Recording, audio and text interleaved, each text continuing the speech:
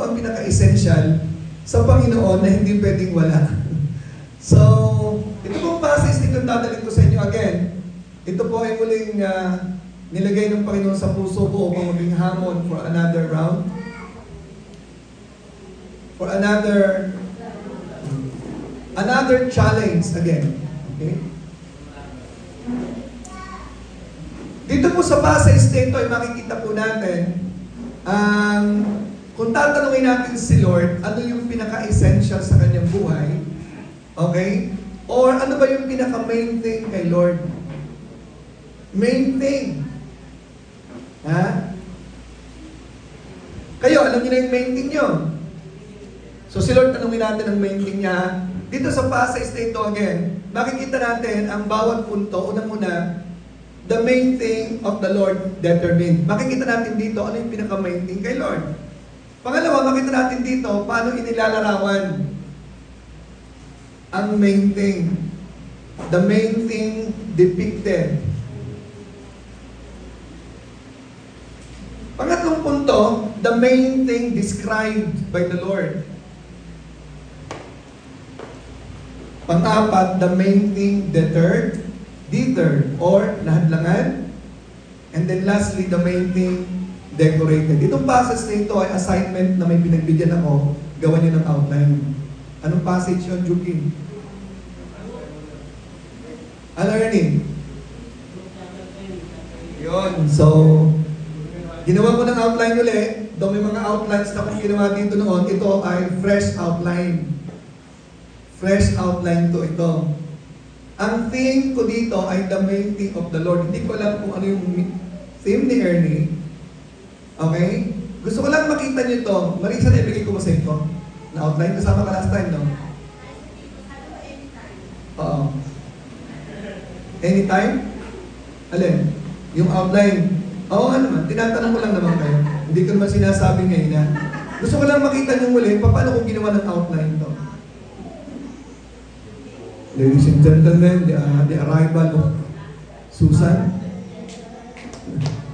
Lapakan po natin. Dumadating po mga celebrity. Ninang Babes. Hindi, ginawa ko mga celebrity para hindi halata eh. Sinabi mo namang latecomer.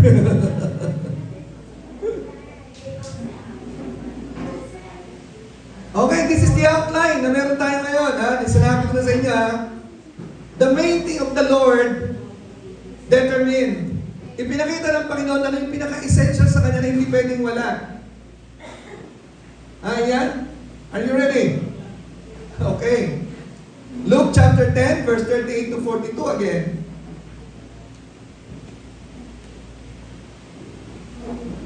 Tingnan natin yung kwento, ha? Leo? Are you ready? Si Leo po ang ating bagong member ng band, Life of Grace Band. Dati na yan siyang member ng band. Mga bandido nung araw. Luke 10:38. Luke 10:38. Pasensya na ako kayo, wala naman problema sa tenga yan eh. Wala naman lang.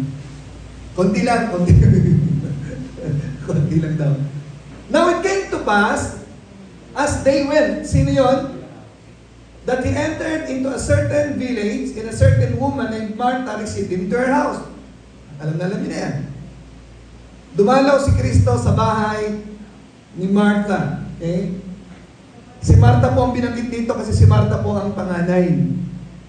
Yan. Tingnan po natin kung paano umarte ang panganay mamaya. Verse 39. And she had a sister called Mary. So the story of Mary and Martha. Which also sat at Jesus' feet and heard His word. So tingnan po natin yung verse 39 ha. Anong ginawa ni Mary? Sat at Jesus' feet and heard His word. Tingnan mo natin ang ginawa ni Martha sa verse 40. But, habang si Mary ay nakipaghuntahan kay Jesus Christ, si Martha naman, convert about much serving. Masyado siyang nabigatan ng kanyang burden maglingkod. Maglingkod, no? magtrabaho, gumawa, pumunta sa kusina at nagluto. At pagkatapos, siya'y lumabas at sabi, Lord, kanyang kinausap ang Panginoon, Lord, si Jesus Christ, at kanyang review, hindi ka ba nagmamalasakit sa akin? Wala ka bang pakialam? Na kapatid ko, pinabayaan ako dito na mag-isa lang sa kusina. So, nagre-reklamo siya. Okay. Lagi na lang ako, lagi na lang kami. Nasaan ba sila? Pagkakain, andyan tayong lahat. Pag magliligpit, wala na sila. Lalo na pag hugas ng pinggan. Okay? So, yun po yung reklamo niya. Sabihin mo naman, natulungan ako dito. Sa palagay niyo, malumanay siya. Palagay ko, may harang dabog, no? At pagkatapos sa verse 41, and Jesus answered and said unto her, pag inulit po sa Hebrew ang dalawang word na binanggit, lalo na yung pangalan yung ibig sabihin, kinukuha ang iyong atensyon ng malalim. Martha, Martha! Okay. Tikboy, tikboy! Masyado kang nag-aalala. Troubled about many things. Okay? Ang akala ni Martha, ay agad tatapikin si Mary. Mary, tayo na! Tulungan mo naman yung kapatid mo. Kawawa naman eh. Tumutulo na yung pakis, oh. Pero siya nirebuke din ni Jesus Christ. Masyado kang abala sa maraming bagay. Masyado kang trouble. The word careful is anxiety. Anxious. Okay? Verse 42, ito na po yung determining the main thing. Sa verse 42, dito po natin makikita ano yung pinaka-main thing kay Lord. Ano po yung pinaka-main thing kay Lord? Yung pinili ni Maria. Pinili ni Maria, ito yung one thing is needful. Ibig sabihin nun, pinupoint out niya na ang one thing dito na pinupoint out ng Panginoon ay yung pinili ni Maria, yung pakikipag-bonding sa Kanya or personal, private worship. Pakikipaghuntahan sa Panginoon. Dahil yan po ang akin laging tinitingnan at 40 ko sa buhay ko, yan lagi nakikita ko sa Bible. Diyan po ako nakatuon kasi nakita ko po yung main thing kay Lord eh. Laliman po natin, gusto kong hamulin kayo kung gano'ng kalalim.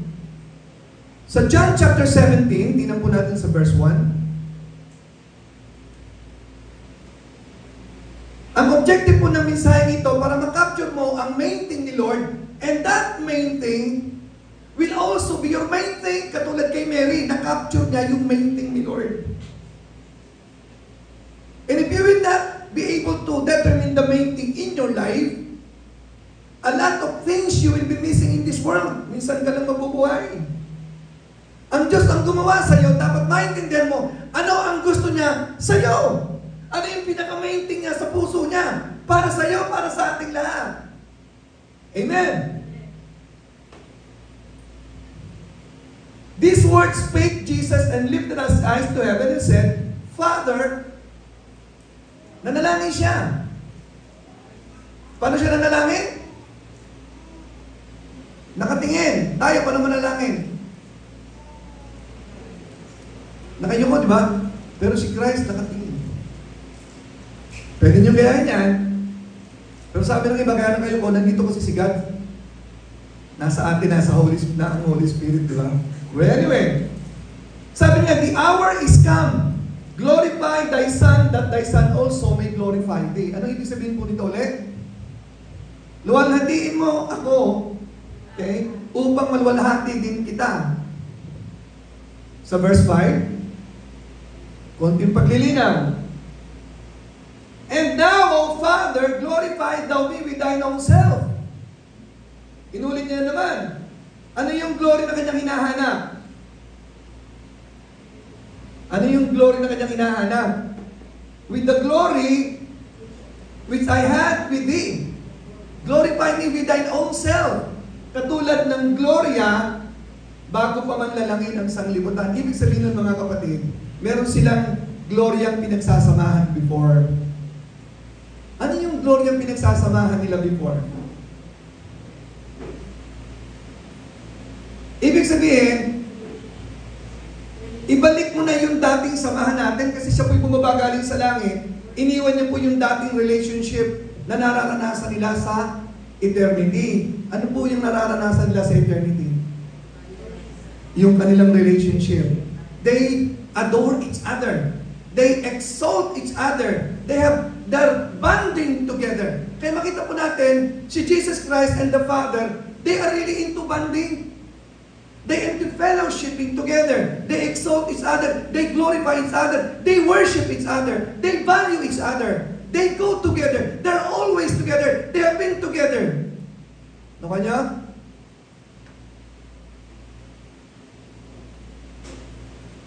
Lagi na kay Kristo ang desire to be with the Father. And you know what?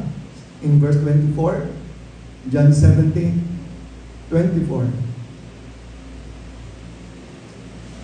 Father, I will that they also, whom thou hast given me, be with me wherever I am. Why? That they may behold my glory.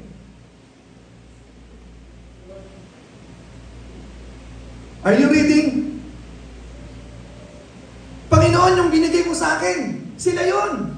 Sila James, sila Jacob, sila yun. Sila Jobert, si Janet.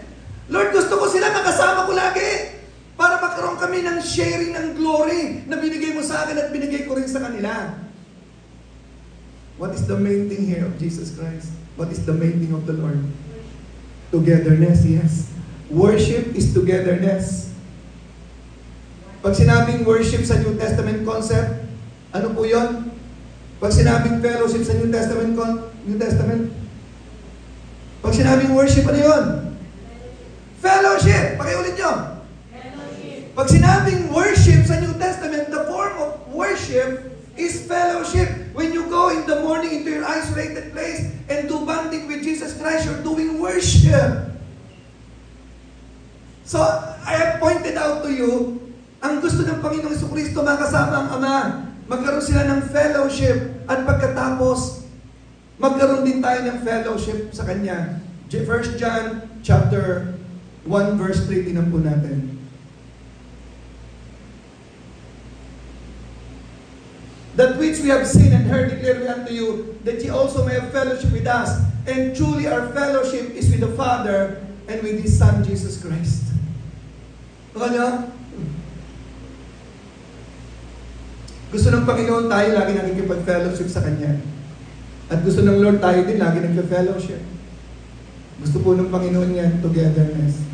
Because yan pong isa sa expression ng pag-ibig, you always want to be together. At dahil pure ang pag-ibig ng Panginoon walang hanggan, gusto niya makasama niya tayo sa buhay na walang hanggan forever and ever and ever. So, first point, na-determine po ba natin ang one thing ni Jesus Christ? Ano po ang one thing ni Jesus Christ? Fellowship, worship. Okay, ulitin ko po sa inyo, huwag niyo pong kakalimutan pag sinabi natin worship, fellowship.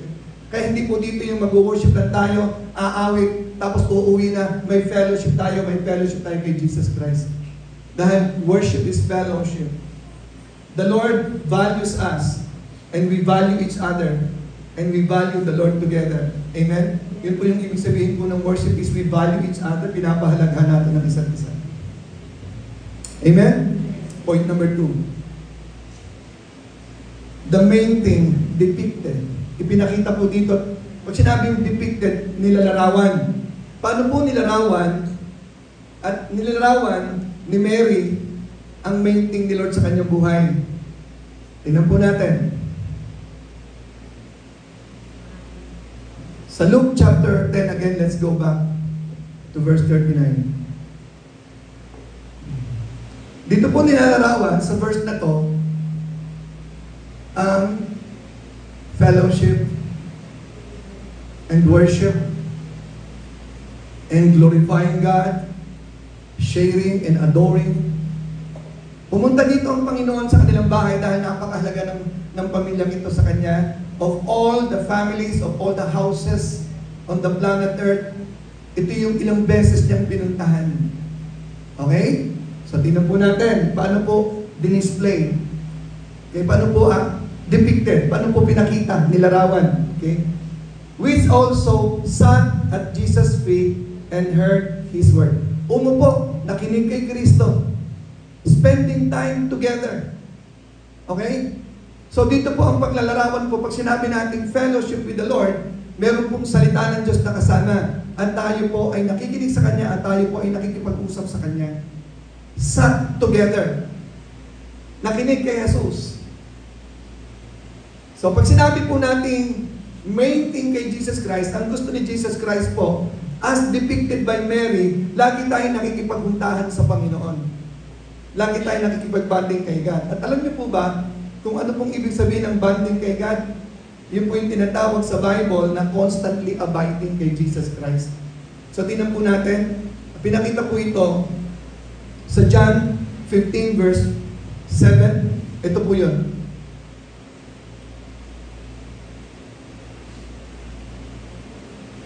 If you abide in me, abiding with the Lord Jesus Christ, constantly abiding, fellowshipping with the Lord Jesus Christ, kasama po yung salita ng Diyos.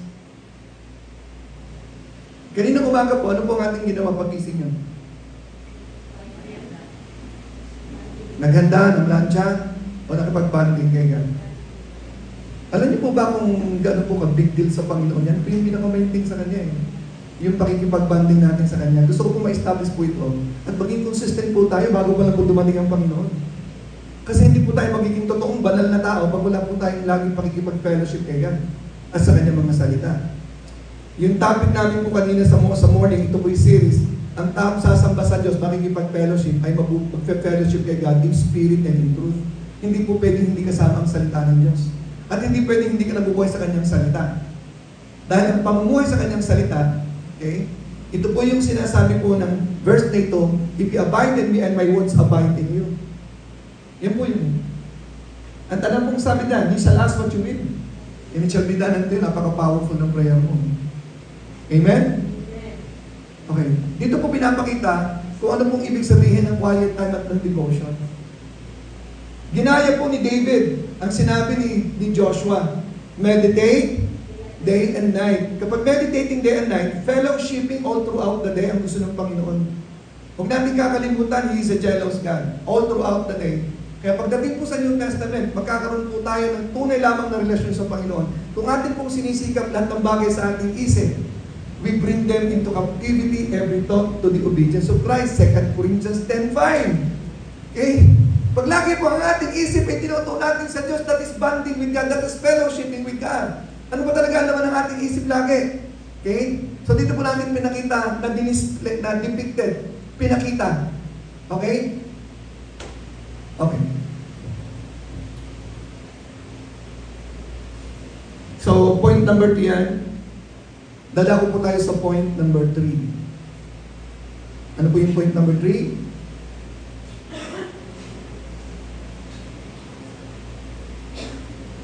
Bago po ako dumako sa point number 3, I'm remembering something.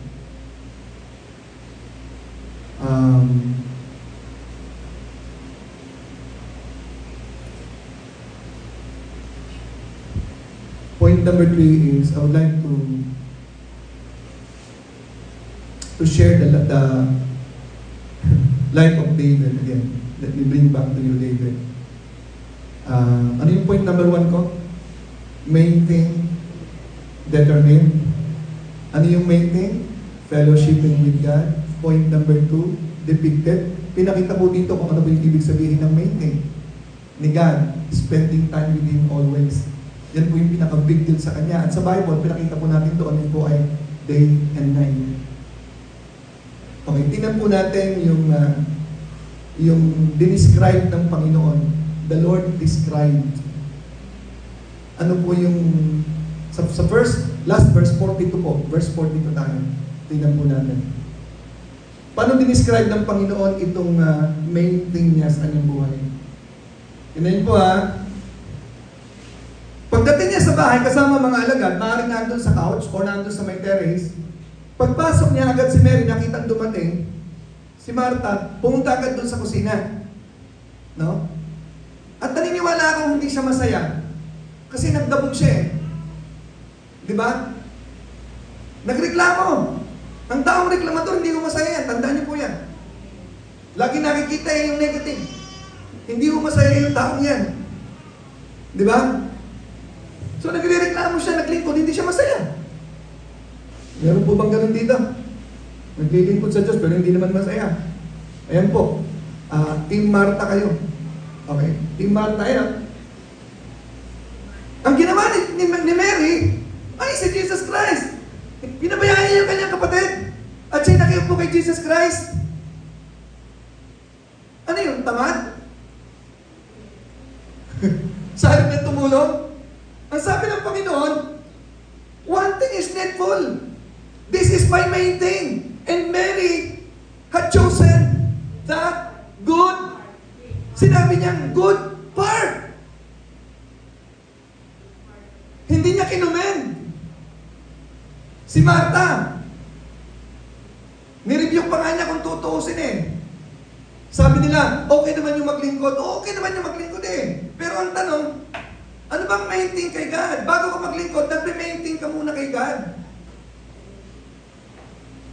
Ang ating paglilingkod dito at pagpunta rito, hindi ka lang pumupunta rito para magpalakas. Malakas ka, kaya ka napunta rito. Loaded ka all throughout the week. Kasi pagpunta mo rito, sugatan ka, tinamaan pa kita, magreklamo ka. Sugatan na nga ako, tinira pa ako. Pastor talaga ako. Ako naman ang pinatatamaan doon eh. Salamat naman at natamaan ka. At least tumama ako. Di ba? Okay. Mamaya, babalikan mo itong verse na to sa last point ko. The last point is decorated. Okay? Nakita po natin dito, dinescribe niya, good part. Yung good part na yan, hindi natatanggalin sa iyo yan. Mamaya, paliliwanag ko sa inyo yan. Pero gusto ko sabihin sa inyo, you have the choice.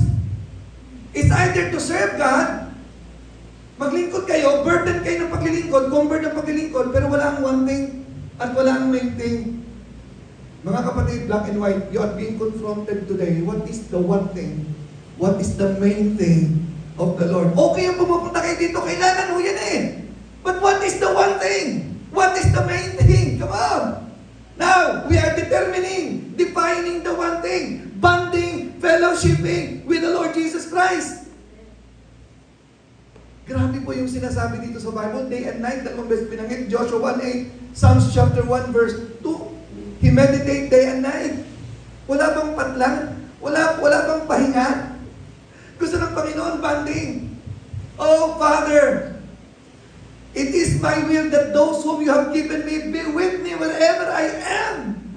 So, Jesus Christ is so desirous to have you with Him. Amen? Now, the main thing of the Lord is displayed by David, or point na yan, in Psalms 27 verse 4 sa kanyang buhay. Marami po nagsasabi ang passage na ito ay sinulat ni David matapos siyang, habang siya ay ano ba sa Tagalog, hinahabol. Sa Cebuano, tinutulis, no? Tama ba yan? Tinutugis pala. Hindi pala Cebuano yun, tinutugis ni Saul. Pero naniniwala pa ako, katulad ng paniniwala ng iba, hindi kanyang sinulat nung siya tinutugis ni Absalom. Dahil na-realize niya ang buhay, ano yung one thing, ano yung main thing niya. Kasi nahulog na po siya sa kasalanan eh, ang dami niyang consequences kaya.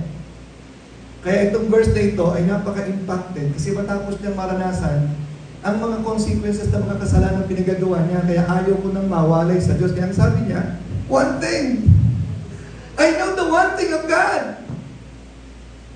The one thing for me is the purpose of life. The one thing for me is the source of my power. The one thing for me is the reason why I exist. The one thing have I desired of the Lord, that will I seek after, that I may dwell in the house of the Lord all the days of my life. To be behold the beauty of the Lord and to inquire in His temple. Amen? Alam niyo mga kapatid, you are blessed if you are talented. Pero alam niyo ba, ang gusto ng Lord, hindi naman yung talento natin po na maglingkod unang-una sa lahat eh. Your presence, your heart, na-capture po ni David yun. Kaya nung sinabi niya, one thing, marami akong pwedeng gawin. Pwede akong pumunta sa gera, Lord. Pwede akong pumatay ng mga giant ulit para sa'yo. Lord, pwede akong pumunta sa digmaan. Gusto ko makipagdigma. Pumatay ng mga kalaban para sa'yo. Pero Lord, alam ko ang gusto mo. Gusto mo lagi mo akong ka-fellowship. Gusto mo lagi mo akong kabanding, Panginoon. Kaya one thing mo, ang one thing ang gusto ko sa buhay ko, walang iba. Amen? What is your one thing? No, I have many things. So again, it is quiet, pretty obvious that the Lord Jesus Christ is coming so soon. Magmansyag po kayong patuloy. Makiramdam po kayo sa nangyayari, lalo na po sa Middle East. Yan po yung pinaka-clock po ng pagbabalik ng Lord. Padami na po ang galit sa Israel. Halos nabubuo na po ang lahat ng bansang kalaban ng Israel na nakalagay sa Ezekiel chapter 38. Buo na halos. Sumobra pa nga eh. Konti na lang ho yan. Uulitin ko, 90% na lang po ang 90% tapos na. Ang remaining 10% yun po yung rapture at the remaining mga prophecies after the rapture.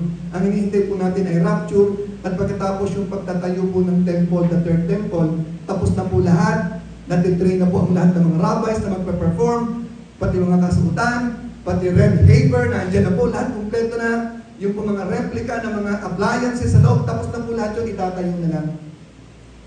Eh hindi naman po yun itatayo ng, magtatayo ng building na matagal, isang ganun po yun, tapos na eh.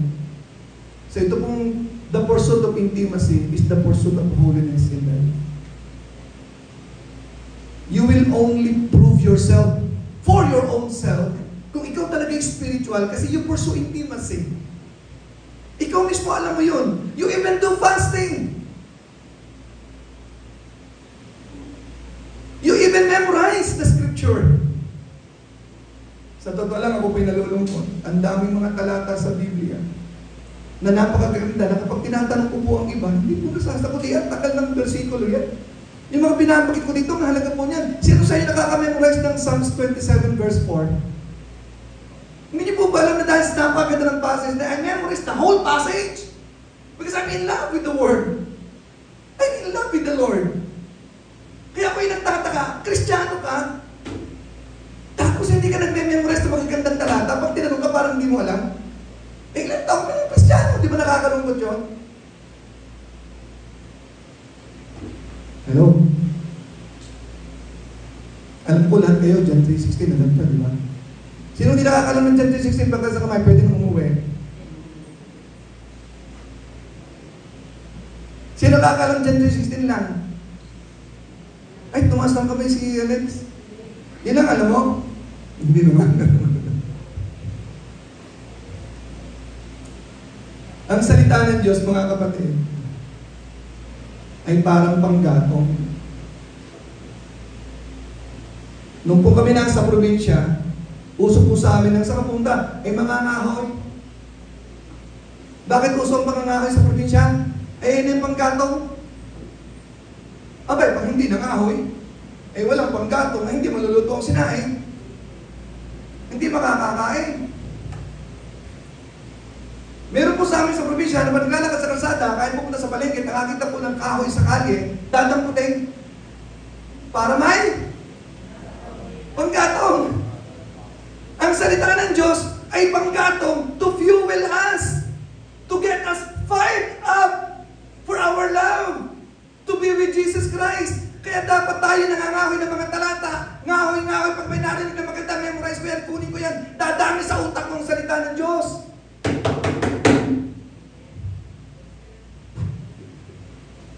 Nasaan ka? Nasaan ang talata mo? May tinuturo ko ba sa anak mong talata? Hello? Itong message na ito ay muling panawagan para sa isa. 2, 3 sa ating nandito na hindi pa po consistent sa iyong pakikipagbanding, kaya walang angat. Walang galaw ang Diyos sa buhay natin. Amen. Huwag kayong makontento ng alam nyo kahapon, nung 1 taon yung palang din ngayon. Hello? I am saying this in love.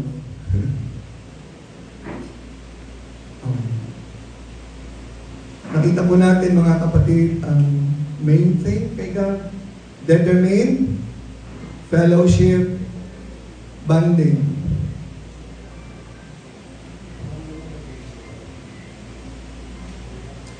It is depicted here by Mary. It is described by the Lord as the good thing. Dalawa lang po kasi pinipilian eh. Maglingkod, o makipagbanding kay God. Maglingkod na mali ang motibo. Maglingkod na hindi masaya. Mabu-burn out po tayo. Kaya kung meron mga tao na naglingkod sa hindi nagtatagal kasi nakaka-burn out. Kinausap ko po kanina papunta rito po yung isa po sa maintenance na natin ng Bible study. Sabi ko, kapatid, ano nga yung 1 Corinthians 10:31? So, 1 year pa lang naman siya sa Panginoon kaya hindi niya pa ma-memorize, hindi niya pa alam. Di ba, tinuro ko yun? Ano nga yung 1 Corinthians 10:31, JB?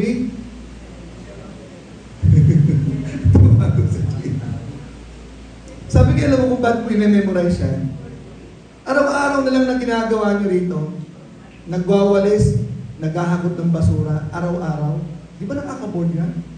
Kung hindi lang dahil sa trabaho at may pamilya kayo, hindi mo naman araw-araw nakaka-board, iiwanan mo yan eh.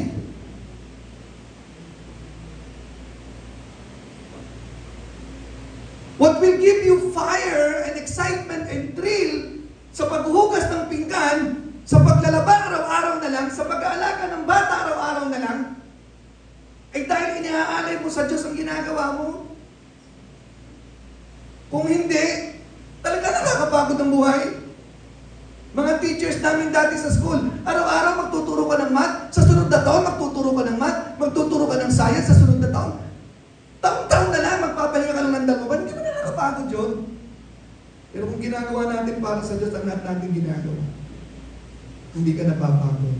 Hindi ako napapagod mag-Bible study, hindi ako napapagod mag-preach.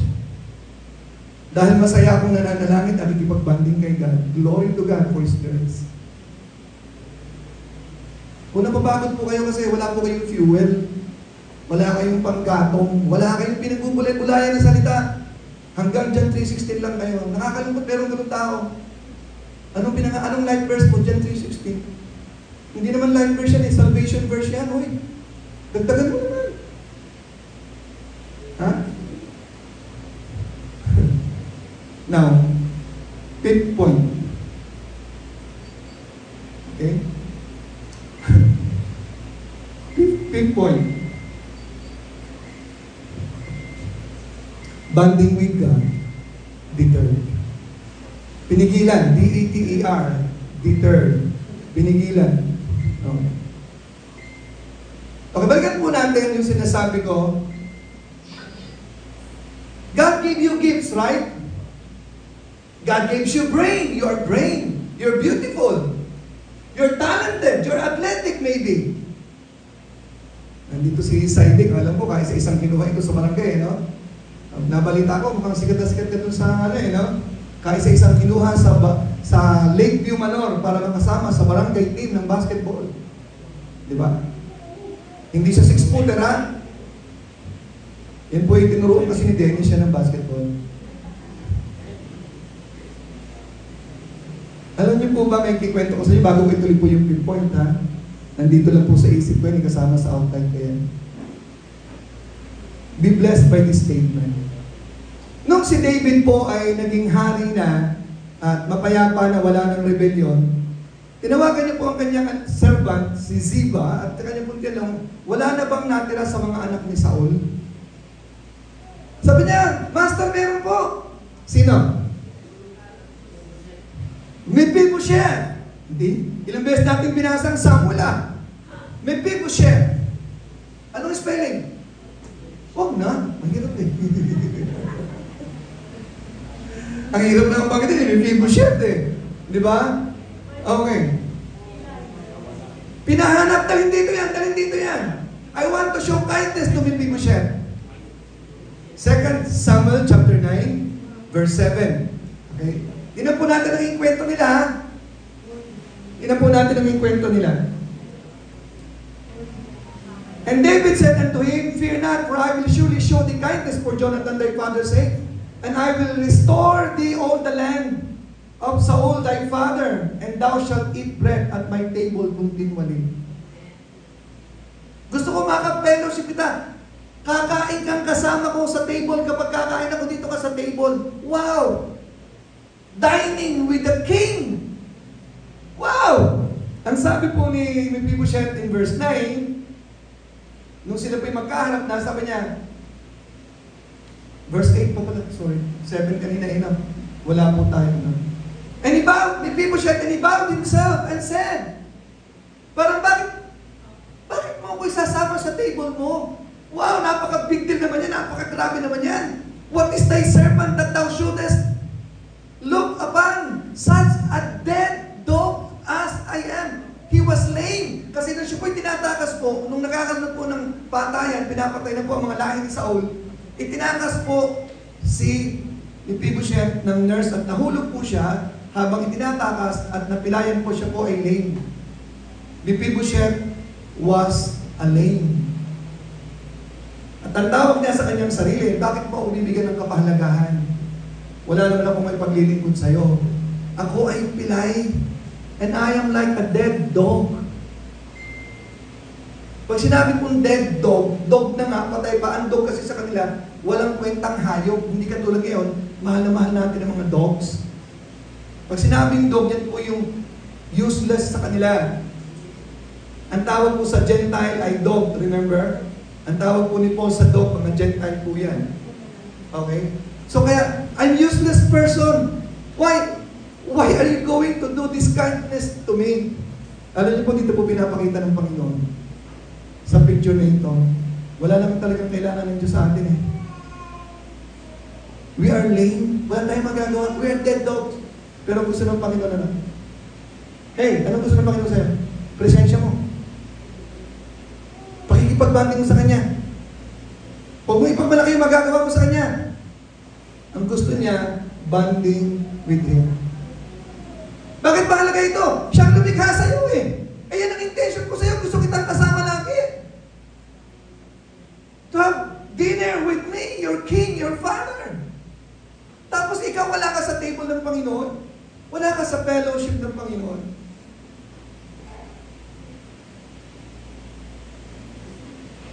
Kanina, nag-iisa ko dito, sabi ko, wala pa sila Ora.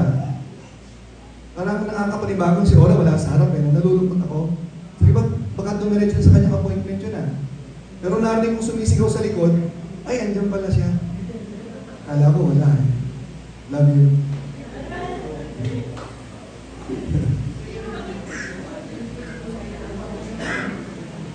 Mga kapatid, walang gustuhan Diyos sa'yo, una sa lahat, your presence.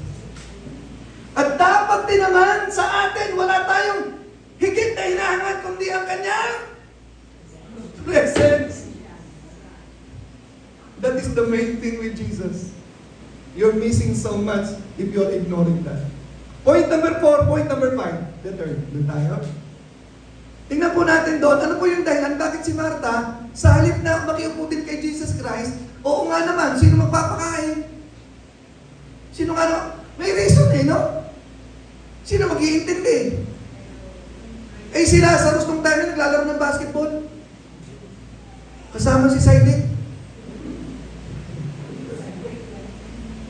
Well, maintindihan natin. Pero dapat nung maintindihan, mahalaga ang gagawin mo. Pero para sa Diyos, ang pinakamahalaga, kailangan ko ang presensya mo. I will live in this life with you only for 33 years, minus 18 years. Lahat ng galaw ko, bilang na bilang, pumunta ako dito para makipagbanding, tapos nasaan ka, nasa kusina. Nasaan ka? Nasaan kayo? Nahanap ko kayo. Anong dahilan ni Martha? Tingnan po natin. Sa verse 13, verse 14, tingnan po natin ang sinabi ng Panginoon. Luke 10. Number 1. But Martha was cumbered about much serving. Number 1. Gustong-gustong maglingkod. Hoy, okay po yan. But we're missing the point. Hindi ka pumunta sa church para maglingkod. Unang-una. Kaya sabi ko po doon sa nagbabalik loob sa Panginoon, hey, hindi ibig sabihin nandito ka, revive ka. Hindi ibig sabihin nandito ka, nagbalik loob ka sa Panginoon. Ang taong totoong nagbalik sa loob sa Panginoon, yung nakikipag-banding sa Kanya sa bahay niya tuwing umaga. Hindi lagi nandito lang. Lagi nandito ka pero malayo ka naman sa Diyos. Uy, bumabalak pa kayo. Mukhang may tumatama. Ako nyo? Gusto maglingkod, walang problema yan. Ganda eh. Gusto mag-evangelize.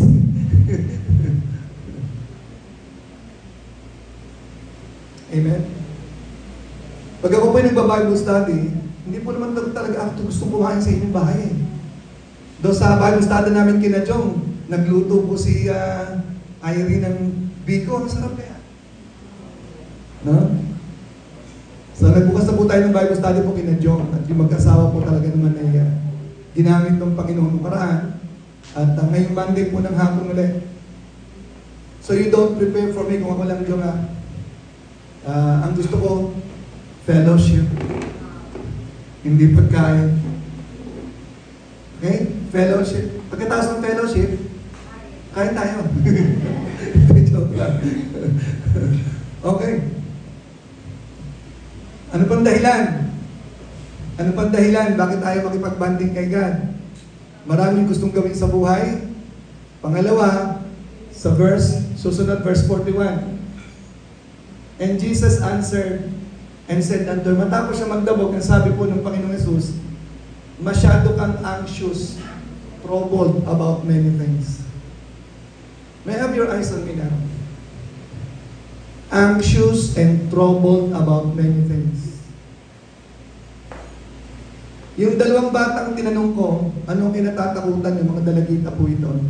What are your fears in your life? Losing our mom. Kasi wala na po silang tatay eh. Losing our mom. Kayo po, anong inyong kinatatakutan sa buhay? Hindi ko sila masisi, mga bata sila, so much dependent sa kanilang mom. Losing loved ones is one of the most common fears of men. Losing loved ones. Kayo po, ano yung mga bagay na nagbabada sa inyo kaya hindi kayo makapag-focus sa quiet time? Careful about many things. Worldly things. Ang sabi po sa Matthew 13, verse 22, tingnan po natin, ito po yung hindi makalago sa spiritual life. He also that receives seed among the thorn is he that heareth the word, and the care of this world and the deceitfulness of riches choke the world, and he becometh unfruitful. Hindi po maging totoo ang Diyos sa kanyang buhay, kasi masyado siyang nag-aalala sa mga bagay ng sanglibutan. The deceitfulness of riches. Maaaring busy-busy siya dahil nagkaalala siya, paano na lang pagtanda ko? Paano lang ang pamilya ko? Paano lang mangyayari sa buhay namin? Paano lang ang asawa ko? Walang maiiwan sa amin, may mga utang pa. Paano na lang? Kalimitan pong fears ng tao hindi nag-i-exist. Pang future. Takot baka mawalan. Takot baka ma-hospital. Takot baka maging ganito. Hindi ko nag-i-exist ang lahat ng fears ng tao. Ayan yung si Martha. Kaya hindi siya makapag-focus kay Lord. Masyado siyang careful and troubled about many things. Okay. Now, let me give you Daniel again. Let me give you Daniel. Matapos matanggap ni Daniel ang balita na kapag nanalangin sa ibang Diyos maliban sa hari, ay itatapon sa yungib ng leon na may mga leon na gutom, uhaw na uhaw sa dugo ng tao. Matapos itong mapirmahan, malagyan ng thumb mark, malagyan ng insenya ng hari at i-implement na, Nung marinig ni Daniel to, anong sabi ni Daniel? Paano nangyari kay Daniel? Paano niya ipinakita ang kanyang one thing sa kanyang buhay? Daniel chapter 6 verse 10. Take note again. I would like to bring this to you. Now when Daniel knew that the writing was signed, he went into his house, trembling, afraid, worried. Ang sabi dito, and his windows being open in his chamber toward Jerusalem, he kneeled upon his knees 3 times a day and prayed and gave thanks before his God, as he did aforetime. Ano yung dati niyang ginagawa? Ano yung kanyang kinaugalian na siya'y nakikipagbanding sa God? Matapos niyang tanggapin ang malungkot na balita, na nakakatakot na balita na kapag ikay nahuli, na sumasamba sa ibang Diyos, maliban sa king, itatapon ka sa yungib ng leon, patay kang bata ka.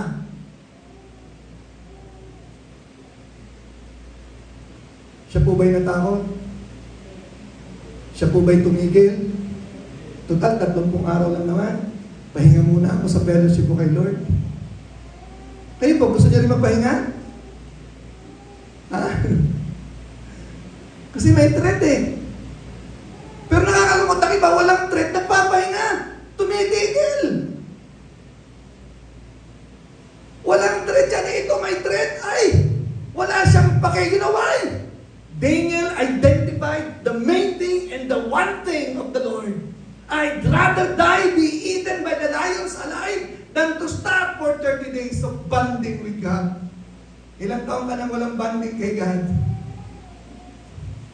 Pastor naman, 11 months pa lang eh. Wala pa nung 1 year. Para kay Daniel, I don't care about my position. Alam na niyo ba ang position ni Daniel? Nag-appoint ang hari ng 120 princes, mga leaders in the entire kingdom of the Medo-Persian Empire. At pumili siya ng 3 presidents para hindi na siya problema yung king at yung 3 presidents na lamang bahala doon. And Daniel was the number 1 preferred among the 3 presidents. Sasabihin siguro ng Daniel, wow, hindi na muna ako mananalangin, busy na ako eh. Dami ko nang iintindi nito.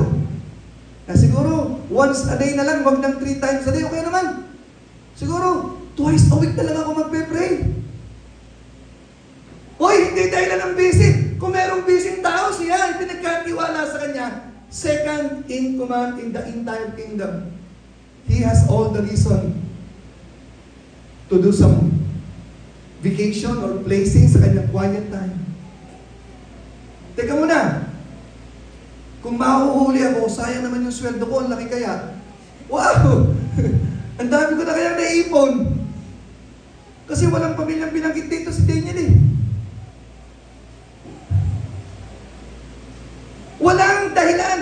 Walang kwenta yung kayamanan ko. Walang kwenta yung position ko na yan. Walang kwenta ang aking anumang prestige na meron ako dito sa kingdom. If you will threat me, and if I will be threatened to stop my fellowshipping with God, you better kill me.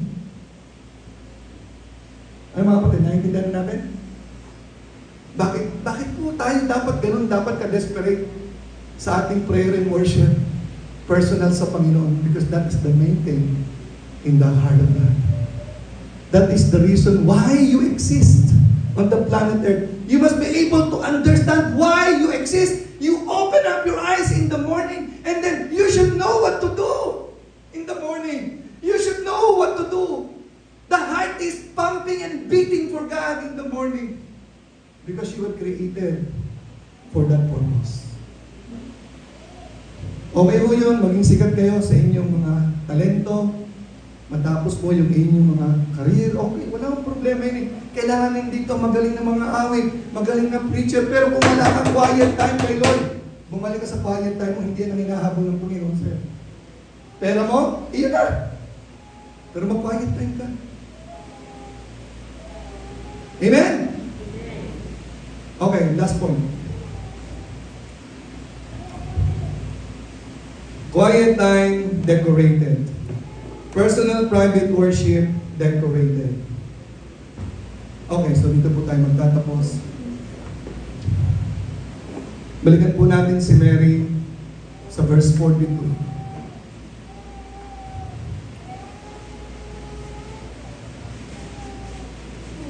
Verse 42. But one thing is needful, and Mary had chosen that good part, which shall not be taken away from her. Binanggit ko po ito last time, pero bitin po tayo ng konti, dagdagan po natin. Ano po yung pinili ni Mary na good part na hindi na po tatanggalin sa kanya? Ito po yung malalim na palaisipan sa akin ng araw eh. Ano yung meron dito na hindi na tatanggalin sa kanya na isang bagay? Sino pong makakapagsabi doon po sa preaching ko last time? Ha? The pleasure, yes. Yun pong binanggit ko last time naman yung mga single hindi makaka-relate sa akin, no? Okay. Ito po yung sarap ng pakikipag-usap sa Panginoon na hindi mo na malilimutan at part ng memory mo kaya nilagay sa Bible. Sino po sa inyo ang may restaurant na kinainan na sobrang sarap, gusto mong balikan? Lagi pong meron, di ba? Alam niyo po ba sa Baguio, may promotion po ako, doon po sa bus station ng Baguio. Baba po ng SM. Sino pong nakakalam ng bus station baba ng SM? Meron po diyang kainan, ang sarap po ng papaitan. Pero kinakain ko po doon, tinikman ko po yung papaitan ng sarap. Lagi pong standing. At masarap po yung kanilang sisig na bangos at marami po yung serving.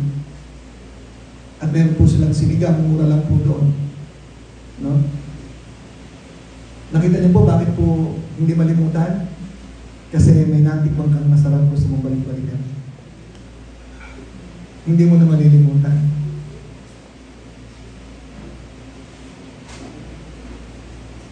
Kayo, saan po kayo kumain na hindi nyo na malilimutan? Ang sabi po sa psychology, kaya binabalik-balikan mo kasi nung kumain ka, nasiyahan ka. Nagsisikret ang iyong katawan na tinatawag na dopamine. Psychologically, it is addicting. Dopamine is ay happy hormones na kapag natikman mo, nasiyahan ka, gusto mong balikan. Pagdating naman po sa romance, romantic, sexual life, oxytocin, yun po nagbibigay ng pleasure na gusto mong balik-balikan. Okay. Sa Panginoon, bonding with Jesus Christ. Nung naranasan ni Mary ito, hindi niya na ito malilimutan. The most pleasurable moment in my life, in her life, is to have bonding with Jesus Christ. Kaya ang mga tao nakakaranas ng quiet time kay God, na nararanasan niya ang presensya ng Panginoon, kasi yan nararanasan niya, gusto niyang balik-balikan. Kaya wala kang binabalik-balikan, hindi ka masaya kasi. Hindi mo nararanasan kasi ang pleasure sa presensya ng Panginoon. Alam niyo po ba ang pleasure ng Panginoon? Psalms 37, please. Psalms 36. Verse 7. Yung pag-ibig ng Panginoon, yung kanyang kabutihan. How excellent is thy loving kindness, O God. Therefore, the children of men put their trust under the shadow of thy wings. Laging gusto nating pumunta sa ilalim ng kanyang pakpak. Yan po yung ating nararanasan because of His loving kindness. In verse 8, it says, they shall be abundantly satisfied. There is that pleasure in the presence of God beyond what we can explain. Satisfaction with the fatness of thy house, and thou shalt make them drink of the river of thy pleasures. There is pleasures. There are pleasures in the presence of the Lord that you can never find anywhere in this world. Only in the presence of God. Psalm 63 verse 5. Verse 4, 5, and 6.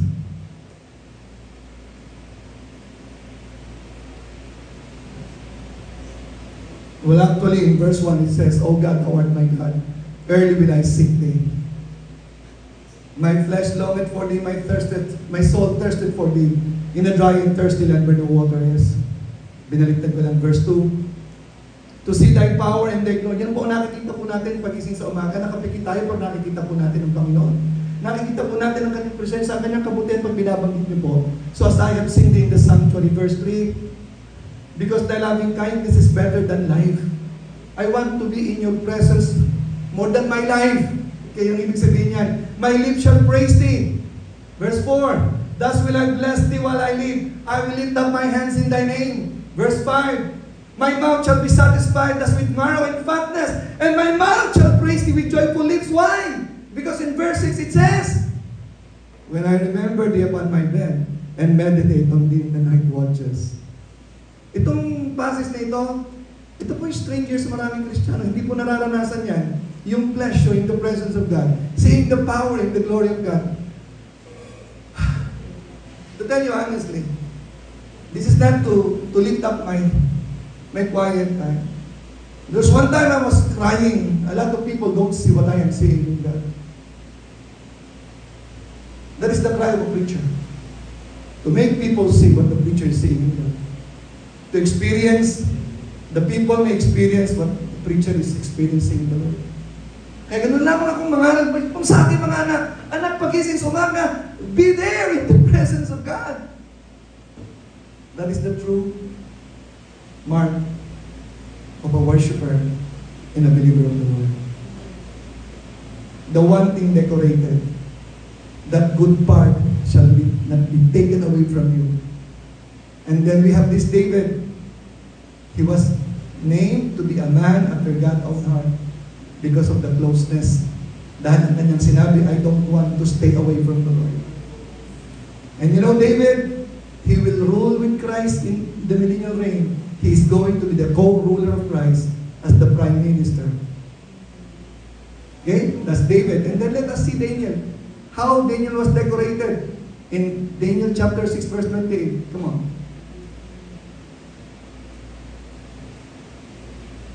So Daniel prospered in the reign of Darius. He prospered in the reign of Darius and in the reign of Cyrus the Persian. Lahat pong mga kings na nag-exist ng time ngayon, Daniel experienced greatness. Tayo pong natin tumayo. Martha chose to serve the Lord with much serving, convert with much serving. Mary chose to sit down with Jesus and do the main thing. Ano po yung choice nyo ngayon? You make a decision today. What is your choice? Pababayaan ba natin na gano'n na lang tayo, na alam natin ang main thing, hindi natin bibigyan ng panahon ng main thing? Do you want to continue your life not growing? Do you continue your life one day that you will become bored of coming here? Because there is now the main thing in life.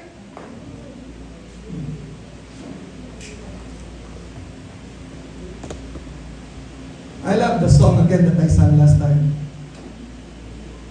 The song sang by Don Moen. I just wanna be where you are, dwelling daily in your presence. I don't wanna worship from afar, draw me near to where you are. I just wanna be where you are, in your dwelling place forever. Take me to the place where you are. I just want to be with you. I wanna be where you are, dwelling in your presence, feasting at your table, surrounded by your glory, in your presence. That's where I always want to be. I just want to be with you. Amen? Sana yun po yung ating damdamin. I really tried to memorize that song because that is the beating of my heart. I want to be with you, Lord. Always want to be with Jesus. I pray.